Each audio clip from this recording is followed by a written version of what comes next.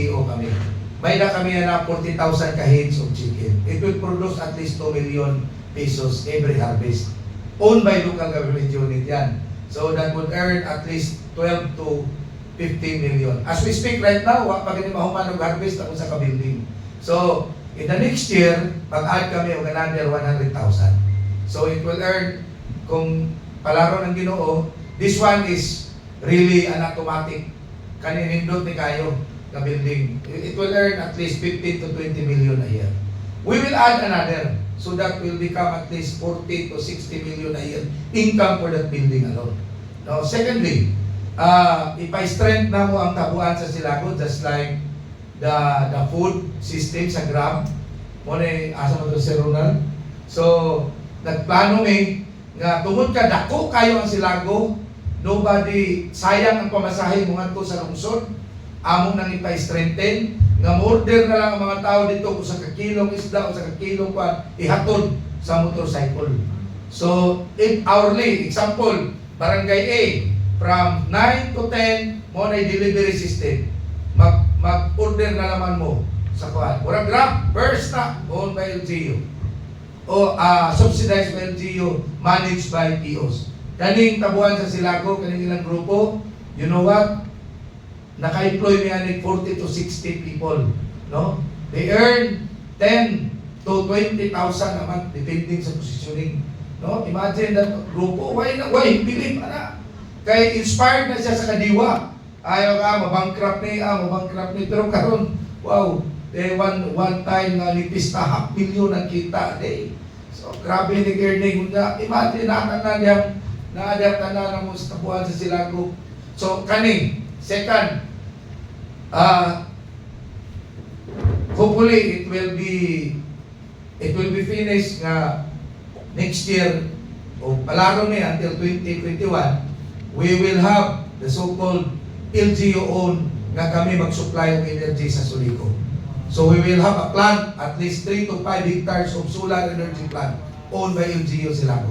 So, dili na yung gigayaga, kailangan na para sa manukan mo, huwag mo tuo. Ingon sila nga, pwede rin Silago. Now, tarawa, it earned me. Imagine na, Silago na i-become a mayor in 2021 to 2010, 11 years, 21 million lang ang kita sa LGU as a source of revenue. It is only 2 million a year ang iyang local income. 6 months, nahimo siyang 3.9 sa 6 months na ako. So, it's still small, but at least nahimo may SDLG na kay nakalit pa lang. 23, nahimong 4.9. 24, nahimong 5 million. Last year, nahimong 7.1 million 446,000 ang among local revenue. Today, we are targeting at least 15.5 million. More than 100% of the last year because of our manukan. Next year, mag-budgeting naman we will targeting at least 35 million to 40 million local income. 100% of the revenue. Kaya nga naman, again, we are practicing like a CEO here.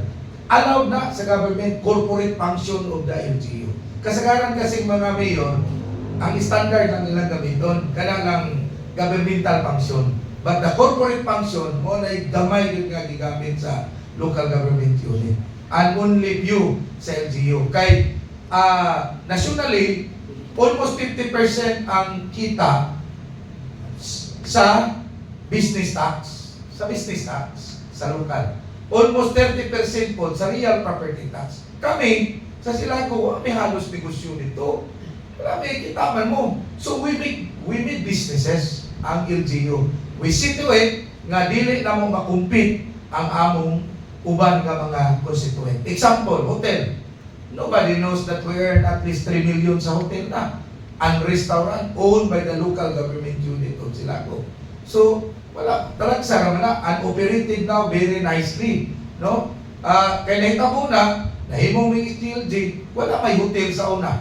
So, yung kung pwede niya, ang atong ipakatugot pa sa nunangan. So, karon, so, it bring us pride and joy. Imagine na? So, wala nga, lahi, ang amo, kanya karon, mo nga muad pa may o another manukan until such time nga makita sila o 50 to 70 million, depende sa kadako. But we will not stop there. Included na sa Musel UP ang uban ng mga business. And mind you, I am also one of the few mayors nga dili ko musugot o ang barangay dili mubutang og budget sa barangay na equipment and trucks rental. Di ba ko mag-allow ng pawang-uwang ng vehicle sa barangay? Nga naman, kinahanglan yung rentahan. Kaya kung di na mo butangan ng rental, abusahan na ang maintenance, pero di nakuha. So sa uban nga mga LGU, pawang-uwang lang, dili pwede. You pay for it, kay rentahan ka rin na nimo, ang barangay mo yung, wow, naku, ibaliw kay ginuntahan. O pahog mo na nimo, wala lang, easy na kayo. So, mo na ang mga leadership style sa lungsod sa Silao. Congrats